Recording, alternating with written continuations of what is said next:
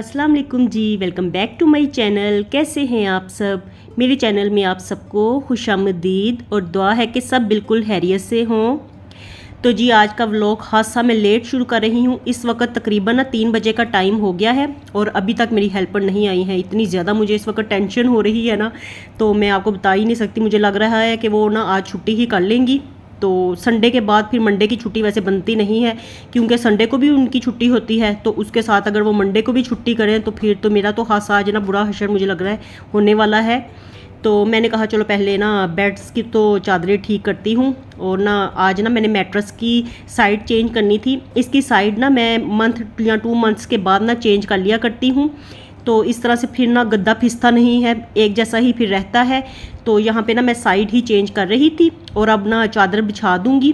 तो ये चादरें भी ना मैंने कुछ अर्सा पहले ही ली थी, लेकिन ना जो लास्ट डेज़ में ना मैं लेके आई हूँ ना चादरें, मैंने आपके साथ शेयर की थी बेडशीट्स जो भी मैं लेके आई थी 2, तो उनका कपड़ा काफ़ी अच्छा निकला है। ये मैंने ऑनलाइन मंगवाई थी।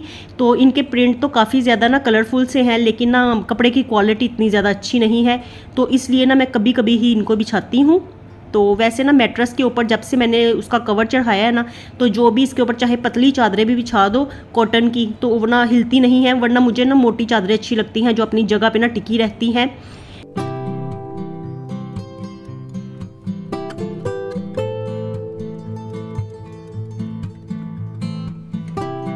तो चलिए जी, बेड तो हो गया है सेट और शुक्र अल्हम्दुलिल्लाह मेरे बेड सेट करते करते ना मेरी हेल्पर भी आ गई। मैंने शुक्र ही किया, मैंने कहा या अल्लाह तेरा शुक्र है, सारा घर अब अच्छे से साफ़ हो जाएगा। तो हेल्पर वैसे आ जाए ना तो घर साफ़ हो जाता है। फिर बाकी जो डस्टिंग वगैरह होती है तो वो इंसान खुद कर लेता है। फिर इतना ज़्यादा काम का पता नहीं चलता, क्योंकि ये बड़ा घर है ना, तो इसको फिर अकेले खुद से साफ़ करना मुश्किल होता है। तो जितना मर्ज़ी काम कर लो ना घर का, तो बड़े घरों में कोई ना कोई जगह रह ही जाती है। तो इसलिए फिर हेल्पर लगवाना पड़ती हैं।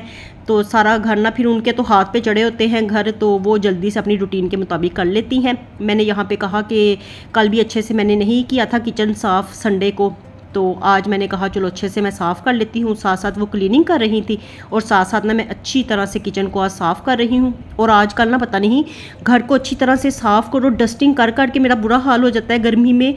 तो डेली ही आजकल ना डस्टिंग करना पड़ रही है। तो जैसे ही ये दिन गुजरता है तो रात होती है और साथ ही ना आंधी वाला मौसम बन जाता है। तो कल रात में भी इतनी शदीद आंधी आई है ना, तो पहले तो मुझे बड़ा अच्छा लगा। मैंने कहा चलो मौसम अच्छा हो रहा है, लेकिन ना फिर एकदम से मुझे ख्याल आया लो जी गंद पड़ गया है, दोबारा से मिट्टी हर चीज़ के ऊपर डस्ट पड़ गई है। तो अब एक नया काम बढ़ गया है, तो अच्छी तरह से कल दोबारा से डस्टिंग करना पड़ेगी।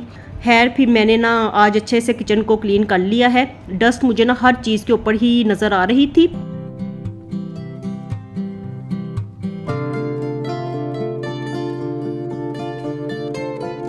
और यहाँ पे ना मैंने इलेक्ट्रॉनिक्स की चीज़ें तो रखी हुई हैं, डेकोरेट की हुई, अपनी तरफ से इस्तेमाल भी होती रहती हैं साथ साथ ही। लेकिन ना बस इनके ऊपर भी ना किचन में हमारे बड़ी डस्ट आती है। सामने विंडो है ना, तो उसमें से काफ़ी डस्ट आती है। तो हर चीज़ के ऊपर ही आज पड़ी हुई थी। तो मैंने अच्छे से सबको क्लीन कर दिया है सब चीज़ों को। और मैं यहाँ पे आपको दिखा रही थी, देखिए ये मेरा फ्रीज़र, इसके ऊपर कितनी डस्ट है ना, इतनी नुमाया हो रही थी ना। तो हर चीज़ के ऊपर ही ना आज टीवी लाउंज में भी हर चीज़ के ऊपर इसी तरह से डस्ट पड़ी हुई है। तो बस ना ये कल रात की आंधी का है करिश्मा, तो सारी चीज़ों के ऊपर आज मट्टी आपको दिखाई देगी। तो मैंने फ्रीज़र भी अच्छे से साफ़ कर लिया है साबुन का कपड़ा लगा के। और ये जो है मेरा डिश वॉशर, तो ये भी वैसे कभी कभी यूज़ होता है। और जब मैं इसको यूज़ करती हूँ ना, वैसे ये मुझे काफ़ी यूज़फुल लगता है। लेकिन मैंने हेल्पर लगवाई हुई है ना, तो इतना ज़्यादा ये यूज़ नहीं होता। तो कभी कभी ना फिर मैं इसको यूज़ करती हूँ।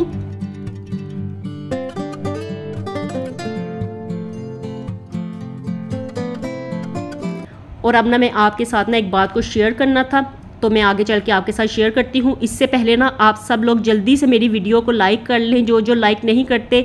तो मैं लास्ट में इसलिए मैंने कल कहा था कि जिसको पसंद आएगी वीडियो तो वो खुद ही लाइक कर लेगा, लेकिन ना आप लोग ना लाइक करना भूल जाते हैं। तो इतनी गर्मी में इतनी मेहनत से मैं वीडियोज़ बनाती हूँ, तो रेगुलर भी हूँ, तो आप लोग ना एक लाइक कर दिया करें। इस तरह से मेरी हौसला अफजाई होती है कि मैंने अच्छी वीडियो बनाई है, आप लोगों को पसंद भी आई है। लेकिन तब लाइक करें जब आपको मेरी वीडियो पसंद आए, ये नहीं कि आप मेरे कहने पे लाइक कर दें।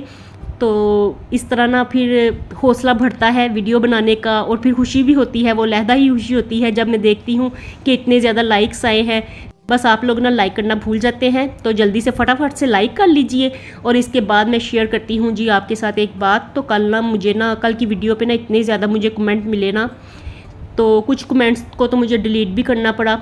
तो कमेंट ये था कि आप अकेली काम करती रहती हैं, अरीबा को क्यों नहीं कहती काम करने के लिए, अरीबा को भी कहा करें कि आपकी हेल्प करवाया करें। तो ये कमेंट आप लोगों ने मेरी फेवर में ही किया है, मुझे पता है। लेकिन ना बात ये है कि मैं ना अरीबा को ज़्यादा कैमरे के सामने नहीं लाती हूँ। तो आप लोगों को पता ही है, कभी कभार एक आधा उसका मैं बना लेती हूँ क्लिप, लेकिन ना उसको ज़्यादा नहीं लाती। तो जिस वक्त भी मैंने वीडियो बनाना होती है ना, तो जो काम मैं आपको दिखाती हूँ तो वो ना फिर मैं खुद ही अकेले ही आपके साथ शेयर करती हूँ। अरीबा हालांकि मेरे पास होती है। आज जब मैंने बेडशीट ठीक की थी तो वो भी मैं अरीबा को ला सकती थी आपके सामने, लेकिन मैं नहीं लेके आई, वो इसलिए कि मैं लाना नहीं चाहती थी। तो ये नहीं होता कि अगर अरीबा आपको काम करते नहीं दिखाई दे रही तो वो करती नहीं है, तो वो मेरे साथ साथ करती है जितना भी उससे होता है। अभी तो फ़िलहाल वो अभी रिसेंटली तो इसी मंथ में फ्री हुई है पेपर्स वगैरह दे के, और एफएससी प्री मेडिकल वो कर रही थी। तो मेडिकल की पढ़ाई भी आपको पता है कितनी ज़्यादा मुश्किल होती है ना। तो मेरी फ़िलहाल तो ये कोशिश है कि मेरे बच्चे ना अच्छा पढ़ लिख जाएँ, तो फिर बाद में सारी ज़िंदगी लड़कियों ने तो काम ही करना होता है। काम किए बगैर उनका गुजारा कहाँ होता है, कोई किसी भी लड़की का गुजारा है कोई काम करने के बगैर, तो काम ही करना है। अभी फ़िलहाल जितनी देर तक मैं खुद से काम कर सकती हूँ ना, और ना आपको ये भी पता होगा कि माशाल्लाह मेरे ये 3 बच्चे हैं और ना यही मेरी कुल कायनात है।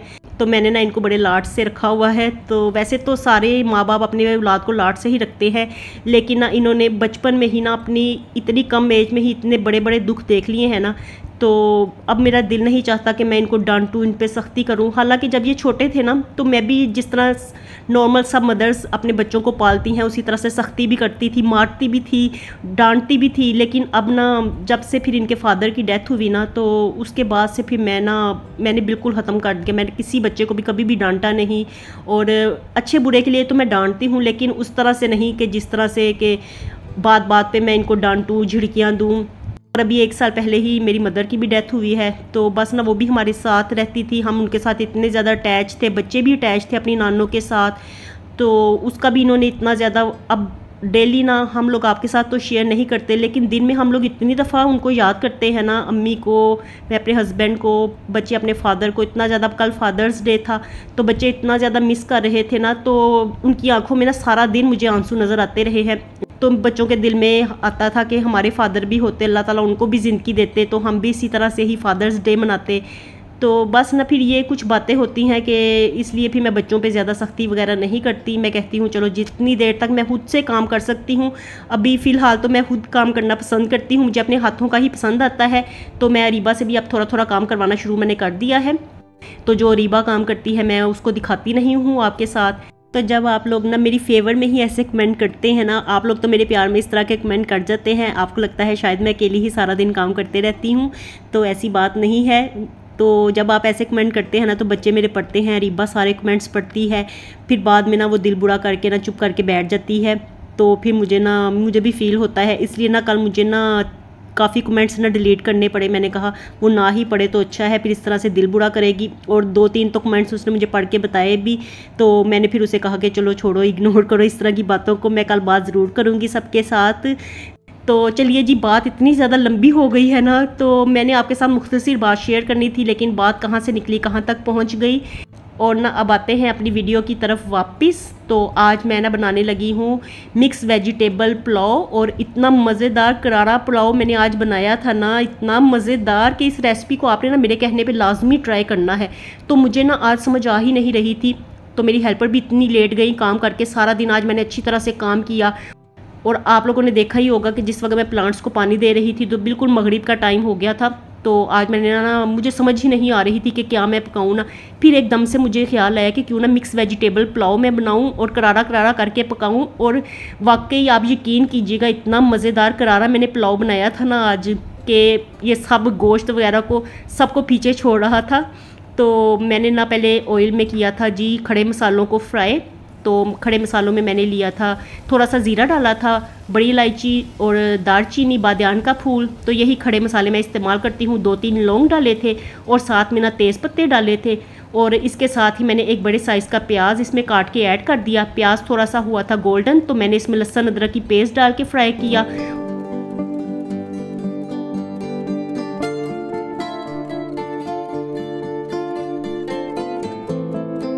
और अब ना मैंने टमाटरों की पेस्ट बना के इसमें ऐड कर दी थी और साथ ही इसमें बेसिक मसाले ऐड कर दिए। तो जब मसाला अच्छी तरह से भुनाई के करीब आ गया तो उसको भून लिया और फिर इसमें मैंने मटर डाले। तो मटरों को ना मैंने थोड़ा सा गला लिया था क्योंकि ये फ्रीज़ हुए हुए मटर थे ना, तो वो थोड़ा सा टाइम लेते हैं गलने में, इसलिए मैंने ना मटरों को थोड़ी देर के लिए ना, इसमें पानी वगैरह मैंने नहीं डाला, तो बिल्कुल लो फ्लेम पे ना, तो घी में ही जैसे वो भुनाई करते करते ही जैसे होते हैं ना, फ्राई करते करते मटर गल गए हल्के हल्के से। और साथ में मैंने अब कटी हुई गाजरें डाली हैं, तो ये भी फ्रोज़न गाजरें थी। और फिर इसके साथ डाले हैं जी आलू। तो आलू भी मैंने 2-3-4 आलू आज डाले थे, छोटे छोटे साइज़ के थे, तो बड़े बड़े टुकड़ों में काट के ना मैंने डाल दिए और इनको भी फ्राई कर लिया। तो बस फ्राई करते हुए ना सब्जियों को, तो पुलाव बनाना है, ये नहीं करना कि उसमें पानी ठोक दें आप ज़्यादा से ज़्यादा, तो फिर इस तरह से ना सब्जियां नरम पड़ जाती हैं, लिची लिची हो जाती हैं और उनका ना फ्लेवर भी इतना अच्छा नहीं निकलता। और जितना घी में भुनाई करते हुए सब्जियों का फ्लेवर निकलता है ना, तो उसके साथ बड़ा मज़ेदार पुलाव बनता है।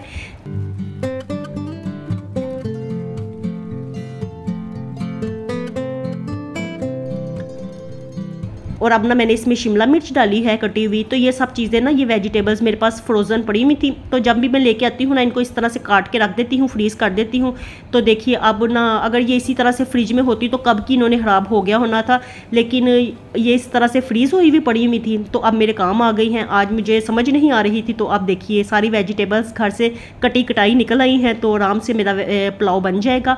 और ना मैंने इसमें डाला है जी स्प्रिंग अनियन, तो ये भी मैंने फ्रीज़ किया हुआ था, तो अभी मैंने इसी तरह से ही डाल दिया है। मैंने कहा चलो इसको ज़रा सी हीट लगेगी तो खुल जाएगा।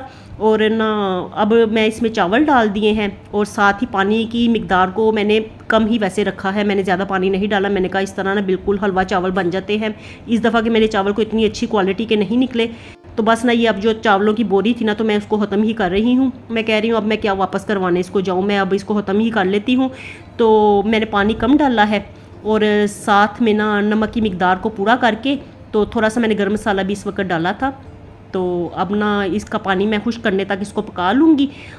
और देखिए अब ना चावलों में पानी तकरीबन खुश्क होने वाला है और 1 कनी के करीब थे चावल। तो मैंने ना अब इसको ना गीले गीले चावलों को ही दम लगाया करती हूँ। वैसे भी पानी चाहिए होगा इनको गलने के लिए, अभी खड़े खड़े हैं तो फिर बिल्कुल भी खड़े चावल अच्छे नहीं लगते, नरम नरम थोड़े से हों तो फिर वो ही खाए जाते हैं। तो अब चलिए जी, चावलों को लग गया था दम, तो ये मेरा काम हो गया है। 10-15 मिनट का मैं लगाऊंगी इसको दम। तो रूमाल का मैंने दम लगाया है, तो एक तवा भी मैंने पुराना रखा हुआ है, ये दम लगाने वाला ही है, तो इसी के साथ ना मैं फिर चावलों को दम लगाया करती हूँ।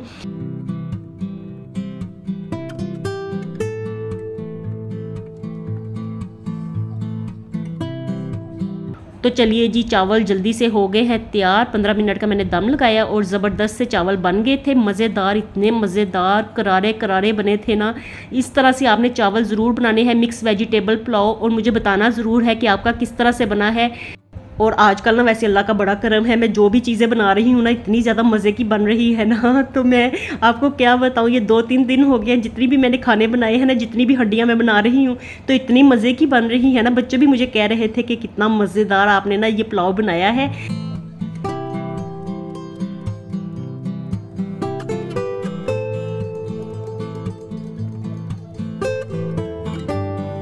वैसे तो इसमें से भाप निकलती है, तो तभी मैं चावलों को पलटती हूँ, लेकिन आज मैंने ना पलट दिए थे। मैंने कहा इस वक्त ना भूख भी बड़ी ज़्यादा लग गई थी, तो मैंने कहा अंदर सुकून से अब बैठ के खाते हैं। पसीने से बुरा हशर हो गया था। तो अब मैं आ गई हूँ अपने चावल लेके रूम में। यहाँ पे मुर्तज़ा को भी, अरीबा भी मेरे पास बैठ के खा रही थी, सबको ना मैंने दे दिए थे। और हनान सिर्फ अकेला ही बाहर बैठ के लगा हुआ है खाने के लिए, तो वो बाहर बैठ के टीवी देखता है ना। हम लोग तो अंदर बैठ गए, अंदर बैठ के हम लोग साथ साथ टीवी देख रहे हैं और साथ साथ ना खाना खा रहे हैं। तो चलिए जी, यहीं तक था मेरा आज का व्लॉग का मैं करती हूँ एंड। और जाने से पहले ना एक दफ़ा आप लोग ज़रूर मेरी वीडियो को लाइक कर दीजिएगा, जिन्होंने नहीं की है, जो भूल गए हैं, और जो लोग नए आए हैं तो चैनल को सब्सक्राइब कर लीजिएगा। तो चलिए जी, मुझे दीजिए इजाज़त, मिलती हूँ नए व्लॉग के साथ। खुश रहिए जी, आबाद रहिए, अपना बहुत सा ख्याल रखिएगा। अल्लाह हाफिज़।